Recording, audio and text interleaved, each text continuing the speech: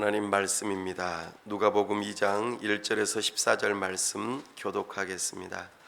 그때에 가이사 아구스도가 영을 내려 천하로 다 호적하라 하였으니 이 호적은 베드로가 수리아 총독이 되었을 때에 처음 한 것이라. 모든 사람이 호적하러 각각 고향으로 돌아가매 요셉도 다윗의 집 족속이므로 갈릴리 나사렛 동네에서 유대를 향하여 베들레헴이라 하는 다윗의 동네로 그 약혼한 마리아와 함께 호적하러 올라가니 마리아가 이미 잉태하였더라.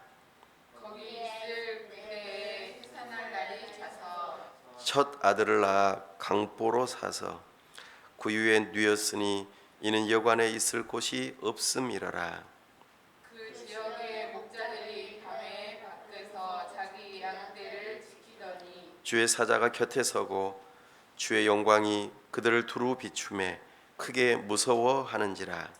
천사가 이르되 무서워하지 말라. 보라, 내가 온 백성에게 미칠 큰 기쁨의 좋은 소식을 너희에게 전하노라. 오늘 다윗의 동네에 너희를 위하여 구주가 나셨으니 곧 그리스도 주시니라. 너희가 가서 강보에 쓰다여 구유에 누에 있는 아기를 보리니 이것이 너희에게 표적이니라 하더니 호련히 수많은 천군이 그 천사와 함께 하나님을 찬송하여 이르되 지극히 높은 곳에서는 하나님께 영광이요 땅에서는 하나님이 기뻐하신 사람들 중에 평화로다니라. 아멘. 다 함께 기도하겠습니다.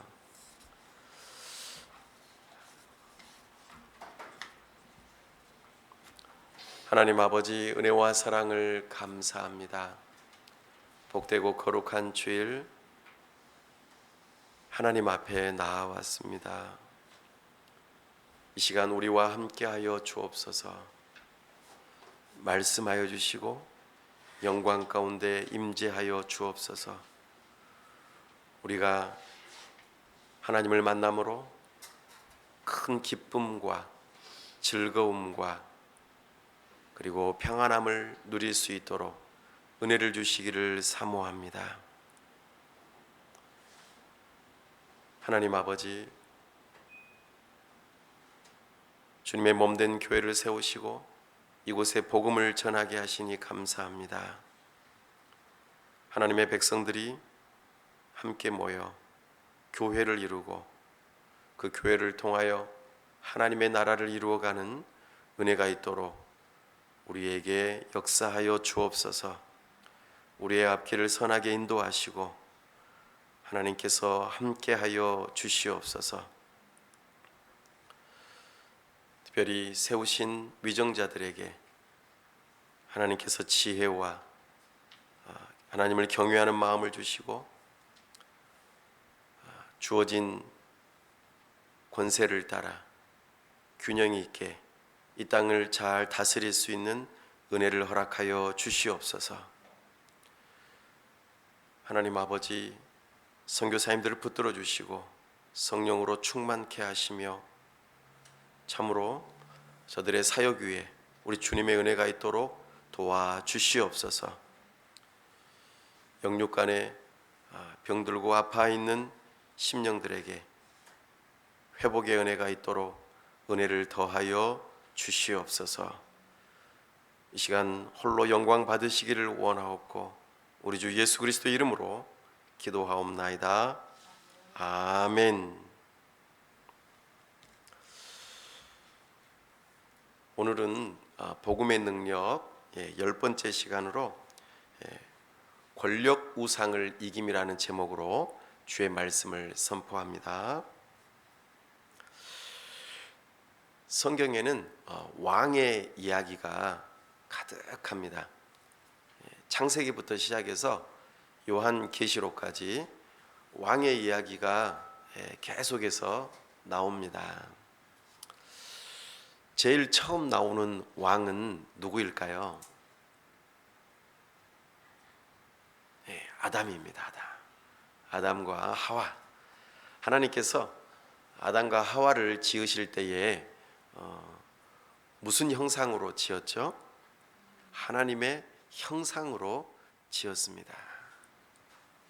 이것은 하나님의 형상으로 지었다는 이 표현은 무슨 말이냐면 왕의 신분이라는 것을 의미합니다. 그러므로 왕의 신분을 가진 자들은 보통 과거에도 그렇고 현재도 그렇고 신의 아들이라 이런 표현을 보통 사용하죠. 그래서 하나님의 형상을 따라 지음받은 사람은 사실 왕으로서 부름받은 것입니다.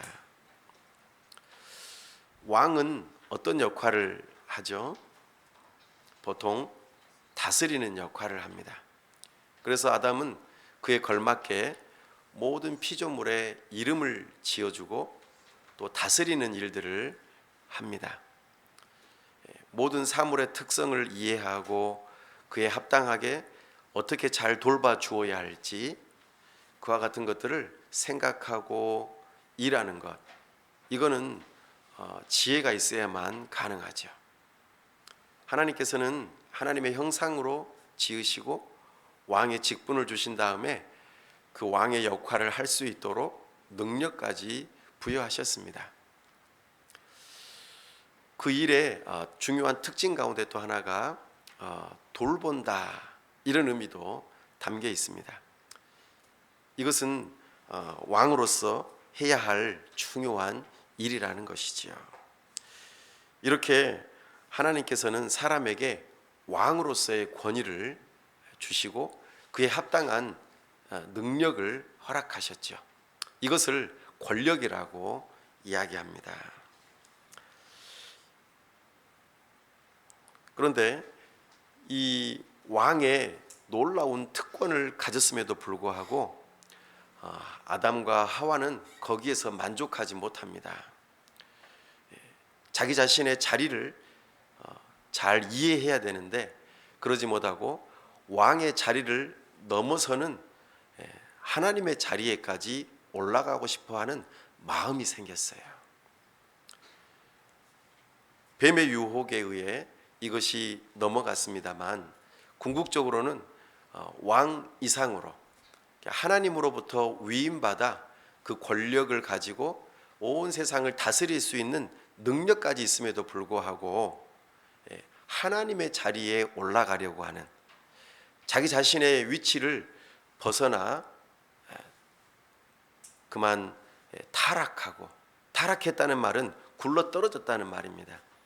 자기 자리에서 더 올라서려고 하다가 그만 떨어진 것이죠. 이것이 참으로 인간의 비참한 일입니다.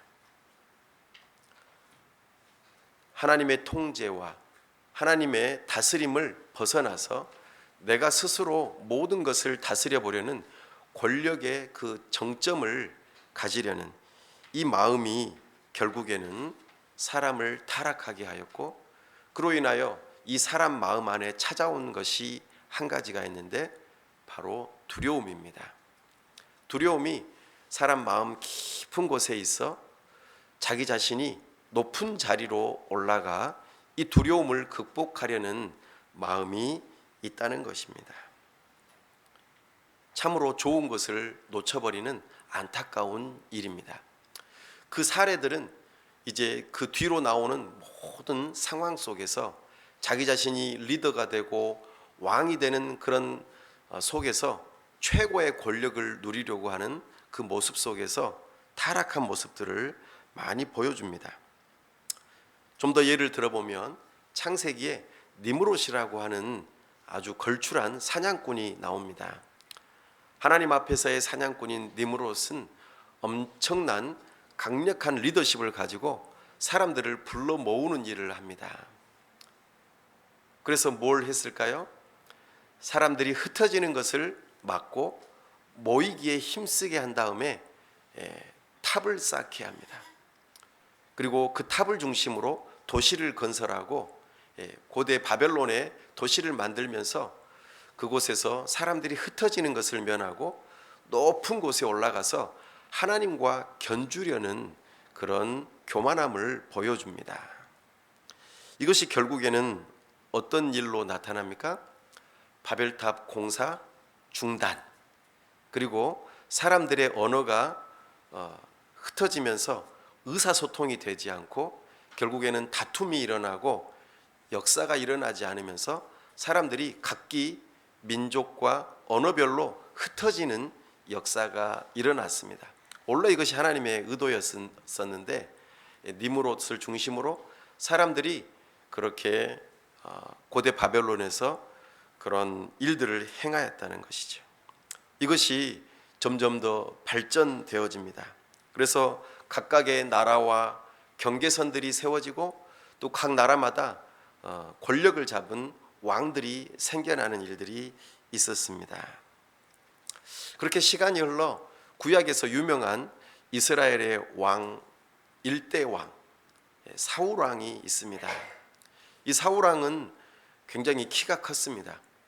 사람들에게 굉장히 저 사람은 대통령감이야, 왕감이야 라고 느껴질 정도로 굉장히 잘생겼고 또 키도 크고 또 힘도 좋은 그런 사람이었습니다. 스스로 겸손하게 숨어 있기도 했죠. 그런데 이 사울 왕이 권력을 점점 더 향유하면서 타락의 길로 가는 것을 보게 됩니다. 누구를 만나면서부터 그랬습니까? 다윗을 만나면서부터 그랬습니다. 사람들이 노래하기를 사울이 죽인 자는 천천히요, 다윗이 죽인 자는 만만이라. 이 비교 속에서 사울은 완전히 자존심이 곤두박질을 쳐지고 두려움에 빠지기 시작합니다. 심지어는 정서 불안과 더불어 하나님으로부터 버림받은 그는 악귀에 시달리는 엄청난 괴로움 속에 있게 되어지죠. 이것이 두려움으로 점점 발전되어져서 자기 자신의 왕의 자리, 이것을 집착하는 일이 있어집니다. 이 일로 인하여 누구를 죽이려고 나섭니까? 다윗을 죽이려고 나서죠. 그리고 다윗을 숨겨주는 많은 사람들을 죽이는 일들을 서슴지 않습니다. 두 번이나 다윗이 사울 왕을 죽이지 않았음에도 불구하고 사울 왕은 이렇게 사람을 무고히 죽이려는 자기 자신의 권력을 유지하기 위한 그 노력을 표현하고 있습니다. 어찌 보면 자기 자신의 권력을 유지하려는 그 사람의 내면에는 이런 깊은 두려움이 잠겨 있다는 것이죠. 사울 왕은 자기 자신의 자리를 그의 아들 요나단에게 주고 싶어 했습니다. 그래서 다윗을 죽이려고 하죠. 결국에는 이로 인하여 요나단과 다윗도 헤어지게 되고 사울 왕과 요나단은 블레셋 전투에서 결국에는 비참하게 죽음을 맞이합니다. 이렇듯 권력에 대한 집착은 비극을 맞이하는 것을 우리는 역사 가운데 보게 되어집니다. 비단 이스라엘뿐만 아니라 최고의 권력을 자랑했던 바벨론, 구바벨론 말고 신바벨론 제국의 느부갓네살 왕도 똑같습니다. 느부갓네살 왕은 온 제국을 다 통일하죠. 그 전에 아수르에 의해서 세계가 제패되어지고 통일되었었는데 그 아수르 뒤를 이어서 이 바벨론이 제국을 이루고 그의 왕으로서 느부갓네살이 최고의 권력자로 등극합니다. 다니엘서에 이 이야기가 나오죠. 느부갓네살은 굉장히 최고의 권력을 가지고 원하는 바대로 다 땅을 얻었는데 그만 똑같이 정서 불안에 시달리고 불면증에 시달리는 것을 보게 됩니다. 한 번은 꿈을 꿨습니다. 보니까 엄청나게 큰 우상이 있었어요. 머리부터 시작해서 발끝까지 금, 은, 동, 주석, 철, 흙 이런 식으로 굉장히 큰 우상이, 신상이 그렇게 세워져 있었는데 굉장히 크게 보여서 멋지게 보였어요. 마치 자기 자신을 보는 듯한 그런 느낌이었죠. 그런데 어느 순간 하늘로부터 날아온 돌이 그만 그 우상을 깨뜨려 버리고 온 세상이 그 돌로 가득해지는 그 꿈을 꿉니다. 이것으로 인하여서 굉장히 두려워하고 아주 왕국이 소동이 납니다. 이것에 대해서 꿈을 해석하는 자에게 내가 상을 내리겠다. 이때에 누가 이 꿈을 해석해 줍니까? 다니엘이 해석해 줍니다. 그리고 느부갓네살 왕은 자기 자신이 그 신상 중에서도 금에 해당된다고 말을 들으니까는 그렇지, 내가 가장 잘 나가는 사람이지 라고 생각하면서 교만한 마음을 오히려 품고 금신상을 세우는 그런 일을 하게 되어집니다. 참으로 안타깝습니다. 자기 자신의 이 교만함이 하나님께서 미리 경고하고 겸손하도록 하게 하셨는데 오히려 교만함으로 더 드러나고 이것이 그만 느부갓네살 왕에게 큰 어려움으로 다가오게 합니다. 하나님께서는 한 번 더 경고하시죠. 두 번째로 꿈을 꾸게 하십니다. 무슨 꿈이었습니까?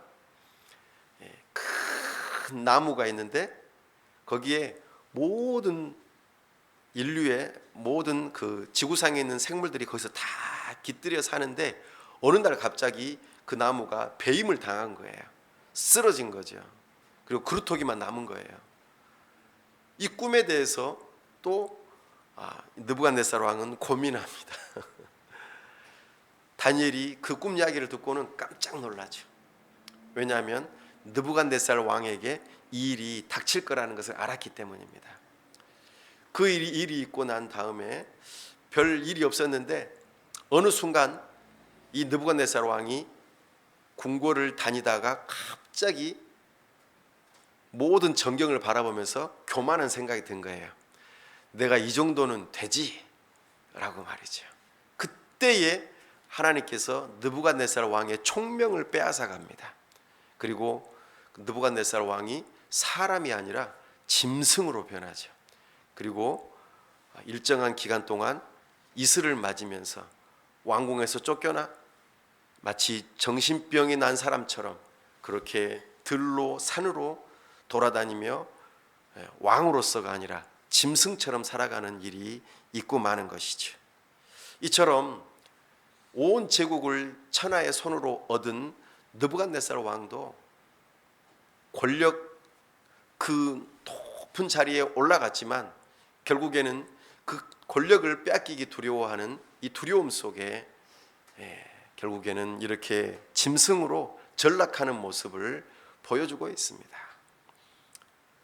성경에 나오는 그 이야기뿐만 아니라 우리 인류의 역사에 보면은 그런 왕들의 이야기는 굉장히 많이 나옵니다. 오늘 성경에 나오는 2장 1절에 보면은요, 누가복음 2장 1절에 그때의 가이사 아구스도 이 표현에 나오는 이 아구스도가 로마 황제의 이름입니다. 아우구스투스. 이 아우구스투스의 본래 이름은 옥타비아누스입니다. 그 로마라고 하는 곳에 황제가 이 나라를 쭉 다스리는데 재미있게도 황제가 3명이 있을 때가 있었습니다. 이것을 삼두정치라고 합니다. 3개의 머리가 있었다. 로마 제국이 워낙 크다 보니까 이 3명의 큰 황제들이 나누어서 다스렸죠. 그 중에 대표적인 인물이 레피두스, 그리고 안토니우스, 그리고 오늘 이 아구스도라고 말하는 옥타비아누스입니다. 근데 레피두스가 처음에 이 황제로서의 역할을 하다가 쓰러지고 역사의 뒤안길로 사라지죠. 그 다음에 안토니우스와 옥타비아누스가 서로 전쟁을 합니다. 굉장히 유명한 전쟁이 있죠. 안토니우스가 저기 애굽 이집트에 가서 아름다운 그 여왕 클레오파트라하고 사랑에 빠져서 거기서 지내다가 이 안토니우스가 옥타비아누스하고 전쟁을 하게 됩니다. 누가 이겼을까요? 옥타비아누스가 이깁니다. 그래서 안토니우스도 역사의 뒤안길로 사라지게 되죠. 이 옥타비아누스가 이제 이름을 바꾸게 되는데, 가이사는 이제 황제라는 의미도 있습니다만 아우구스투스, 이것은 존귀한 자라는 뜻입니다. 황제를 하나님의 자리, 신의 자리로 올려놓는 그 작업을 위해서 이름을 이렇게 덧붙이는 것입니다. 가이사 아구스도. 자기 자신은 신은 아니지만 그 전부터 선대의 황제들을 신으로 추앙하면서 나중에 자기도 황제가 되려고 하는 이런 노력들을 했던 것이죠. 특별히 이 황제가 자기 자신의 그 우상화를 위해서 무슨 일을 하냐면, 오늘 말씀에서 보니까 1절 말씀에 뭘 하라고 합니까? 다 호적하라. 호적이라는 말은 그 사람의 출신지, 그리고 이름, 이런 것들을 기록에 남기라는 뜻이겠죠. 왜 그랬을까요? 이름 인구 조사를 하는 이유는 정치를 잘 하기 위한 기초 자료가 되기 때문입니다. 인구 조사를 통해서 세금을 걷는 데에 아주 편리하죠. 지배하는 그 모든 속국의 나라들의 그 인구가 몇 명이 되는지, 거기에서 따라오는 그 세금은 어느 정도가 되는지, 이것이 결국에는 통치하는 데에 중요한 수단이 되기 때문입니다. 권력을 유지하기 위한 중요한 방법이었죠. 그 방법으로 지금 천하로 다 호적하라. 그래서 여기에 해당되는 이 이스라엘도 로마의 속국이기 때문에 호적하는 일이 있었다는 것입니다. 그러나 이 옥타비아누스도 결국에는 역사의 뒤안길로 흩어져 가죠. 자기 자신이 최고의 자리, 신의 자리로 올라가려고 하지만은 결국에는 그도 또한 역사의 뒤안길로 옮겨져 가고, 로마도 어느 순간에는 역사의 뒤안길로 무너져 갔던 것을 보게 됩니다. 어디 그뿐입니까? 프랑스도 왕정으로 인해서 굉장히 강력한 왕이 프랑스를 다스렸습니다. 그러나 그 왕을 폐위시키고 자유와 평등을 위해서 굉장히 혁명을 일으켰던 일이 있었죠. 자유와 평등을 위해서 말이죠. 얼마나 좋은 거예요. 자유와 평등을 위해서 우리는 왕이 필요 없어 라고 하고 시민 권력이 이제는 등장하는 그런 일들이 있었습니다. 그러나 거기에는 또 다른 슬픔이 있었습니다. 왕이 다스리는 것보다 오히려 더 위험하고 더 무서운 공포 정치가 일어났죠.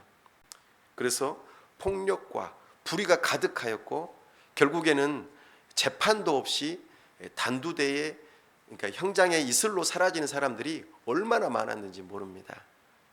이처럼 권력이라고 하는 것은 왕뿐만 아니라 시민들이 가지고 가도, 명분이 자유와 평등을 강조하더라도 이것이 절대시 되어지는 그 순간에는 결국에는 권력이 우상이 되어지고, 그 두려움이 공포 정치로, 그리고 폭력과 불의함으로 나타나는 것을 우리는 역사에서 발견합니다. 더 가까운 신뢰로 나치 히틀러는 어떻습니까? 히틀러는 절대적인 애국심을 강조했습니다. 그래서 우리 민족은 우월하다. 그래서 우리 민족이 세상을 지배하고 다스려야 된다. 그리고 열등한 민족은 개조하거나 아니면은 없애도 된다라고 하는 이런 강력한 헛된 절대적인 애국심이 결국에는 폭력과 불의를 가져오고 많은 사람의 희생을 가져왔다는 것을 우리는 역사에서 발견합니다. 참으로 이 권력이라고 하는 것 배경 속에는 엄청난 두려움과 또 폭력이 숨어 있다는 것을 보게 되죠. 꼭 사람뿐만 아니라 이념도 마찬가지입니다. 우리가 살아가는 삶 가운데에 공산주의와 자본주의도 있어요. 그 공산주의와 자본주의도 살펴보면은 그 이념 속에서 이것이 절대적으로 적용되어야지만이 우리가 유토피아, 그러니까 우리가 원하는 아름다운 세상을 이루어갈 수 있다고 말합니다. 그러나 공산주의는 이미 실패했다는 것을 역사 속에서 발견하죠. 공산주의가 모두가 다 평등하게 잘 사는 세상을 만들기 위해서 무엇을 했습니까? 가진 사람들의 것을 전부 다 강제적으로 빼앗았습니다. 그 일을 위해 폭력을 불사했죠. 이것이 권력 우상의 아주 큰 오점으로 남았던 것입니다. 이론대로 되지 않은 것이죠. 자본주의는 어떻습니까? 자본주의의 아주 중요한 이론이 또 하나 있죠. 애덤 스미스의 국부론. 보이지 않는 손이 시장이 온 세상을 다 다스리기 때문에 시장 경제에 맡겨야 된다. 국가가 나서서는 안 된다. 조금 전에 공산주의는 국가가 나서야 된다고 했지만 자본주의는 시장에게 맡겨야 된다라고 합니다. 그러나 시장이 어떻습니까? 얼마나 불안합니까? 그렇죠? 경제 대공황을 우리 역사 가운데 얼마나 많이 겪었는지 모르겠어요. 2000년대에 와서도 굉장한 경제 붕괴들이 많이 일어나고 있습니다. 다시 말씀드려서 시장 경제에 맡긴다고 해서 다 좋은 것이 아니라는 것을 의미합니다. 이처럼 어떤 하나의 이념도 절대적인 권력으로 작용되어질 때에 우리 안에 붕괴와 불안과 실패로 다가온다는 것을 우리는 발견합니다. 우리나라는 대통령제를 하고 있죠. 이 대통령을 세우기 위해서 각 정당들이 있습니다. 우리나라는 다당제를 추구하죠. 그럼에도 불구하고 크게 두 당이 우리나라는 힘을 많이 발휘합니다. 그런데 이 우리나라 정치를 뉴스에 보면 어떻습니까? 한 당이 정권을 잡으면은 반대하는 당이 그 당을 엄청나게 비난합니다. 잘한 것도 못했다고 그러고 못한 것은 더 못했다고 그러고 아주 끊임없이 싸우려고 합니다. 왜 그렇습니까? 내가 그 일을 해야만, 내가 그 권력을 유지하고 그것을 다스려야만 정당하다고 생각하기 때문입니다. 이것은 어디나 비슷한 것 같아요. 근데 이것이 굉장히 극단적으로 치닫는 모습 속에서 사람들은 정치에 너무 과도하게 희망을 가지거나 아니면은 거기에서 실망하고 아예 환멸을 느끼고 아예 무관심해 버리는 그런 일들로 인해서 우리나라가 어려워지는 부분들이 굉장히 많은 것을 보게 됩니다. 제가 너무 크게 이야기했습니다만 사실 이 권력이라고 하는 것은 꼭 큰 사회에서만 있는 것은 아닙니다. 우리가 다니는 학교에서도 그 권력을 얻기 위해서 일진, 짱이라고 하는 사람들도 있어요. 그래서 싸움을 잘해서 내가 그 권력을 유지하고 또 거기에서 뭔가 행세를 하려고 하는 그런 아주 작은 사회 안에서도의 그런 권력의 우상들이 자리 잡고 있음을 보게 됩니다. 그래서 가장 싸움 잘하고 가장 영향력 있는 사람에게 붙어가지고 내가 있으면 내가 괜히 보호를 받고 거기서 안전할 것 같은 그런 생각을 갖는 모습도 있다는 것입니다. 작은 사회 속에서도 권력을 행사하려고 하는 이 마음이 얼마나 많이 있는지 모르겠습니다. 자리를 빼앗기지 않으려고 통제하고 그 두려움을 감추고 굉장히 압박을 주면서 사람들을 힘들게 하는 세상이 우리가 살고 있는 세상입니다. 참으로 어찌 보면 권력이 좋은 것처럼 여겨질지 모르겠지만 오히려 우리에게 깊은 두려움을 드러내고 힘든 모습을 우리에게 보여준다는 것이지요. 사랑하는 여러분, 사실 권위, 권력이라고 하는 것은 하나님으로부터 왔다는 것을 우리는 서두에 들었습니다. 하나님께서 사람을 세우시고 그에게 왕의 권세를 주시고 적절하게 다스릴 수 있는 능력을 주셨다는 것입니다. 온 세상에 각자의 나라의 영역들이 있고 각자의 다스리는 자들이 있고 그리고 그들에게 주어진 능력들이 있다는 것이죠. 그러므로 서로 협력하고 함께하는 것이면 참 좋을 텐데 서로 권력을 다투다 보니 굉장한 어려움에 빠져 있는 것이 사실이라는 것입니다. 특별히 이 역사적인 그 배경 속에서 지금 로마 황제가 천하를 다 향하여서 호적하라고 하고 그 일로 인하여서 지금 그 다스림을 받는 과정 속에서 모든 사람이 호적하러 각자 고향으로 돌아가는데 요셉과 마리아도 고향으로 돌아갑니다. 요셉의 고향은 어디입니까? 유대의 또 베들레헴이라고 하는 다윗의 동네로 갑니다. 어디에서 살다가 갔습니까?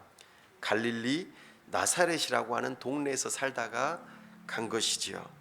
어떤 사연으로 여기까지 흘러 들어왔는지 알 수는 없어요.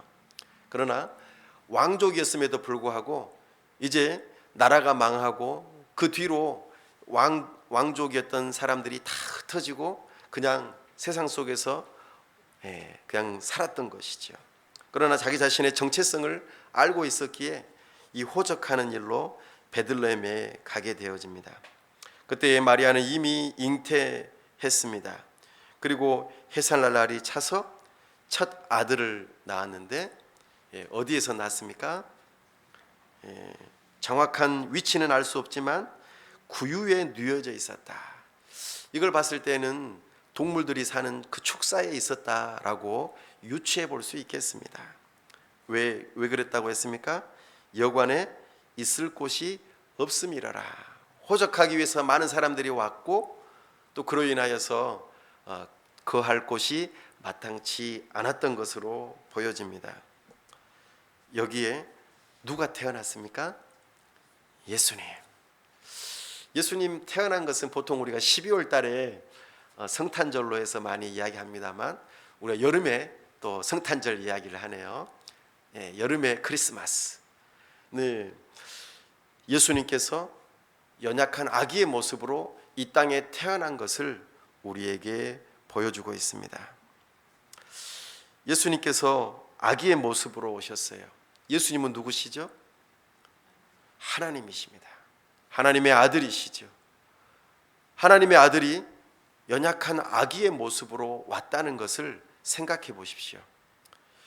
누가복음의 저자인 누가는 굳이 가이사 아구스도가 황제로 등극하면서 이제 황제가 되었다, 황제가 나왔다라고 선포하면서 첫 번째로 벌인 사업이 인구조사였는데 누가는 이 아구스도의 호정령과 더불어서 동시적으로 예수님께서 하늘에 계신 하나님께서 이 땅에 아기의 모습으로 이 땅에 태어났다라고 하는 복음을 선포하고 있다는 것입니다. 황제가 이 땅에 세워졌다라고 온 세상에 전령이 선포하는 것처럼 지금 누가는 하늘의 왕이신 예수님께서 이 땅에 태어나셨다 이렇게 선포하고 있는 것입니다. 굉장히 대조적이죠. 세상의 권력자들은 자기 자신이 유일한 권력자로서 하나님의 자리로 올라가려고 하는 그런 모습 속에 선포하고 있는 것을 봅니다. 그러나 하나님께서는 진정한 왕은 바로 이 연약해 보이는 예수님이다라고 우리에게 이야기해 주고 있습니다. 참으로 놀라운 일입니다. 그 일에 증인들로 세운 사람들이 몇몇 있죠. 처음에 그 증인들이 누구입니까? 그 지역의 목자들입니다. 목자들은 항상 양과 같이 있습니다. 어디 집에 가서 살지 않고 양들하고 같이 살아요. 굉장히 낮은 신분이고 그리고 사람들이 거들떠보지 않는 사람들이지만 그들이 양을 지키고 있다가 주의 사자가 곁에 나타나 이 천하 만물의 왕이신 예수님의 나심의 소식을 듣게 되는 것이죠. 그러면서 10절 말씀에 이렇게 표현합니다. 무서워하지 말라.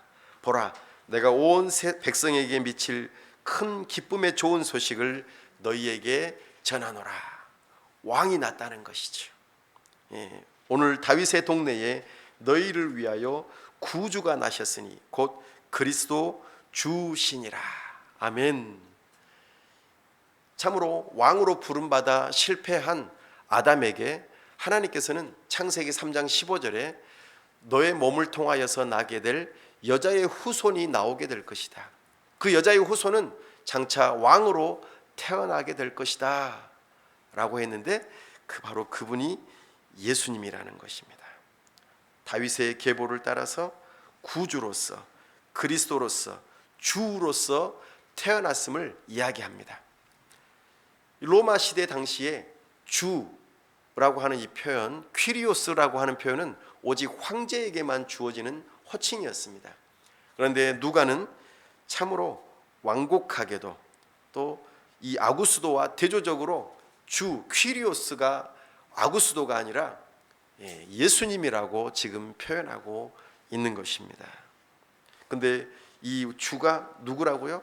강보에 쌓인 정말 연약한 악이라고 이야기하고 있습니다.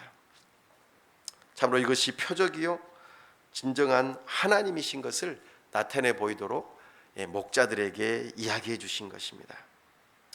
그러면서 천군 천사들이 14절 말씀에 이렇게 찬송합니다. 지극히 높은 곳에서는 하나님께 영광이요 땅에서는 하나님이 기뻐하신 사람들 중에 평화로다. 삼두 정치에 두 황제가 사라지고 이제는 옥타비아누스가 황제로 등극하면서 내부적으로 이제 분열이 없고 평화가 찾아왔기 때문에 팍스 로마나 하면서 모든 길은 로마로 통하면서 이 로마를 통하여서 이제 더 이상 전쟁이 없이 평화가 찾아왔다라고 하는 의미로 이 복음을 다 전했다라는 것이죠. 전령들이. 그러나 실제적으로는 하나님께서 천군 천사들을 보내셔서 온 세상의 죄의 문제를 해결하시고 진정한 권력자, 참된 왕이 오셔서 이제는 세상에 참된 평화가 찾아왔음을 지금 선포하고 있는 것입니다.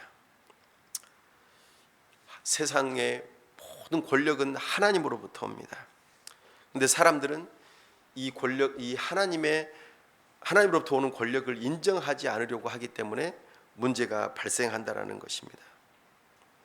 스스로 하나님이 되어 자기가 영광을 취하려고 하고 그 권력을 위해서 살려고 하다 보면은 결국에는 짐승이 되어지고 잔인한 행동을 통해서 망하게 된다는 것을 온 인류의 역사를 통해서 성경을 통하여서 보여준다는 것입니다. 사랑하는 여러분들, 혹시 그 C.S. 루이스가 지은 나니아 연대기라는 책을 혹시 읽어보셨나요? 거기에서 새벽 출정호의 항해라고 하는 한 대목이 있습니다. 그 새벽 출정호의 항해에 보면은 아주 중요한 주인공이 새롭게 등장합니다. 원래 주인공들이 4명이었었죠. 한 가족이었었는데 그 가족들 중에서 2명은 안 보이고 2명이 남아있는데 그 2명이 전쟁 때문에 그 친척집에 얹혀 살게 됩니다. 그 친척집에 그 아들이 하나 있었죠. 아들의 이름이 유스터스였습니다. 이 주근깨가 많고 아주 괴팍하게 생긴 유스터스. 근데 이 유스터스는 잠시 얹혀 사는 이 사촌들에게 굉장히 못되게 굽니다. 놀리고 괴롭히고 그리고 고자질하고 막 어른한테 대들고 막 이런 장난꾸러기이면서도 아주 자기 자신이 그 안에서 그 작은 집안에서 정말 어려운 형편 때문에 얹혀 사는 이 사촌들에게 왕으로서 군림하는 그런 나쁜 유스터스가 있었습니다. 그런데 놀랍게도 이 유스터스의 그 집안에 갑자기 물이 넘치면서 무슨 일이 발생합니까? 나니아로 들어가는 엄청난 일이 발생하죠.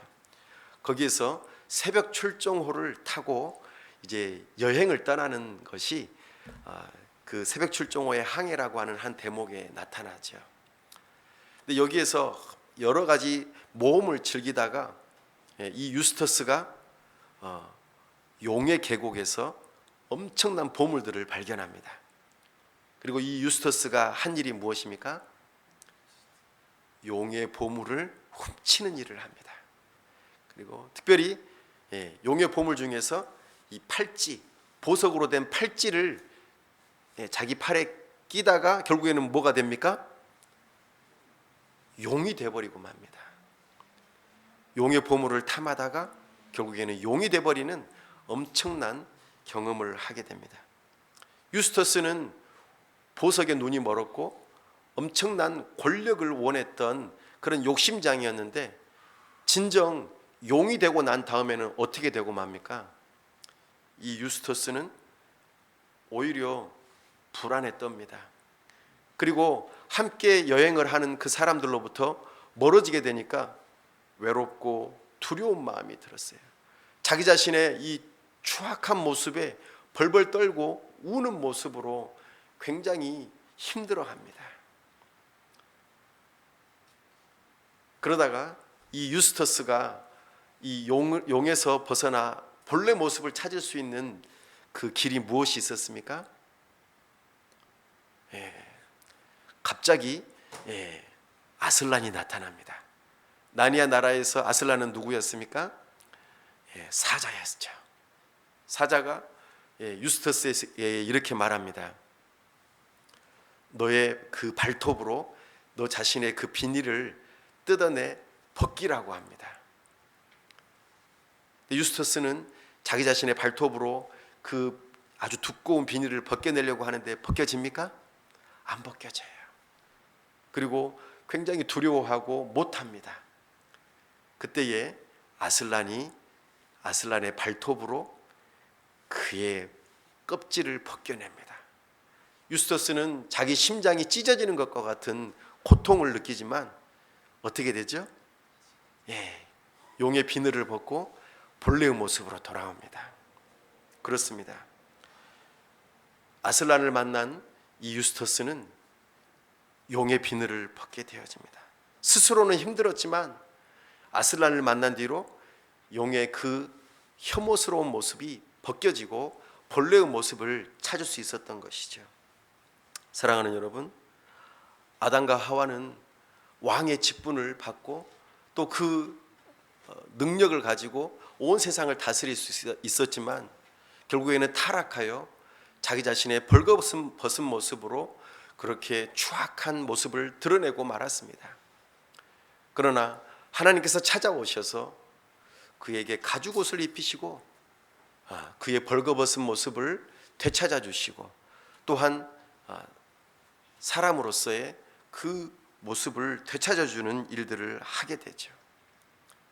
좀 전에 말씀드렸던 느부갓네살 왕이 교만하여 총명을 잃어버리고 짐승이 되었다가 어떻게 다시 왕으로 되돌아올 수 있었습니까? 하늘을 우러러보매 짐승이었던 그가 하늘을 우러러보매 하나님께서 그에게 총명을 다시 보내주었다고 말씀하고 있습니다. 하나님께서 은혜를 주셔야만 사람이 본래의 모습을 되찾을 수 있습니다. 타락한 우리가 본래의 인간의 모습, 존귀한 모습, 참된 인간의 모습을 되찾을 수 있는 길은 우리가 욕심의 권력의 우상을 벗어버리고 본래의 모습을 되찾을 수 있는 유일한 길은 우리를 위하여 찾아오신 예수 그리스도를 통해서만 가능한 일입니다. 예수님께서 하늘 보좌를 버리시고 정말 연약한 아기의 모습으로, 그것도 동물이 살고 있는 그 축사에 연약한 인간의 모습으로 오셔서 우리를 대신하여 모든 발가벗김을 당하시고 십자가에 못 박혀 죽으심으로 우리의 본래의 모습을 되찾아주는 일을 하셨다는 말씀입니다. 우리 예수님께서 참으로 하늘을 우러러 나의 영혼을 아버지께 맡깁니다 라고 하는 이 겸손한 낮아짐에 하나님을 의지하는 그 마음이 있었기에 우리가 우리의 자리를 되찾을 수 있었다 말씀하고 있습니다. 우리는 우리의 본래의 모습을 되찾으려고 욕심을 가지고 높은 권력의 자리로 올라가려고 하면 할수록 우리는 본래의 모습을 잃어버리고 짐승이 되고 결국에는 타락하여 망하게 된다는 것을 교훈을 받으셔야 합니다. 그리고 우리의 본래 모습을 찾으려면 우리 주 예수 그리스도의 놀라운 은혜의 복음이 필요하다는 것입니다. 온 세상을 구원할 구주가, 그리스도 주가 나셨다는 이 소식을 들으셔야 합니다. 지극히 높은 곳에서는 하나님께 영광이요, 땅에서는 하나님이 기뻐하신 사람들 중에 참된 평화가 찾아오는 이 놀라운 복음의 소식을 듣고 믿으셔야 합니다. 그리고 내가 왕이 되고 하나님이 되려고 하는 그 권력의 자리에서 내려와 나의 원래의 자리, 인간됨의 모습, 참으로 예수 그리스도를 믿고 의지하는 겸손한 자리로 내려와야만이 나의 본래의 모습을 찾을 수 있고 하나님께서 맡기신 나의 역할들을 감당할 수 있다는 것이죠. 이 일로 오늘 저와 여러분들을 부르셨습니다. 권력의 우상을 벗으시고 참된 복음, 우리의 진정한 하나님이 되신 예수 그리스도를 붙드심으로 우리의 본래의 모습을 찾으시는 우리 사랑하는 여러분들이 다 되실 수 있기를 간절히 바랍니다. 기도하겠습니다. 이 시간 말씀을 붙들고 함께 기도하기를 원합니다. 하나님께서 주신 자리를 벗어나 하나님의 자리로 올라가려고 하는 그런 교만함이 나에게는 있지 않습니까?